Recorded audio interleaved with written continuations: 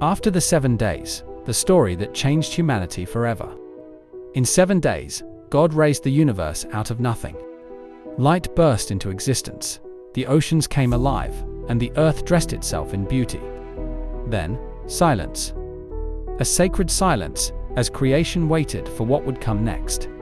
But the story was only beginning. God shaped the dust with his own hands and breathed life into the first human, Adam. When Adam opened his eyes, the world around him was a paradise. The Garden of Eden, a place so perfect it seemed, woven from the very heart of heaven. Crystal rivers, trees overflowing with fruit, colors brighter than dawn, and birds singing like a celestial orchestra. There, Adam had one purpose: to keep the garden and to live in harmony with God. But God saw that the man was alone. So, in a moment of divine mystery, he caused Adam to fall into a deep sleep. And from his side he created Eve. When Adam saw her, he understood. He was no longer alone. They were two, made to be one. Together, they lived in the light of God's presence. No tears, no pain, no fear, just peace. Only one tree was forbidden: the tree of the knowledge of good and evil. Then, someone who didn't belong in paradise entered Eden. A serpent, more cunning than any creature, spoke to Eve. With a soft voice, wrapped in deception, he planted a single idea in her heart: if you eat it, you will be like God.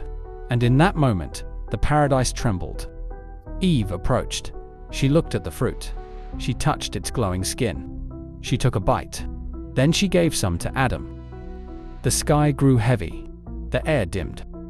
For the first time, humanity felt shame, fear, and separation from God.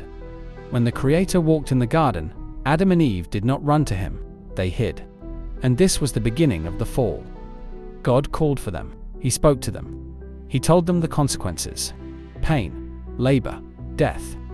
Yet even then, God gave them a promise: that one day, a son would come, one who would crush evil forever. Adam and Eve were sent out of Eden.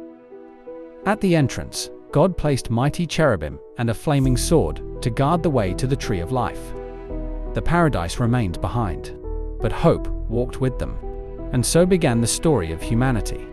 Not in a perfect world, but in a world where God still speaks, still forgives, and still waits for us to return to him.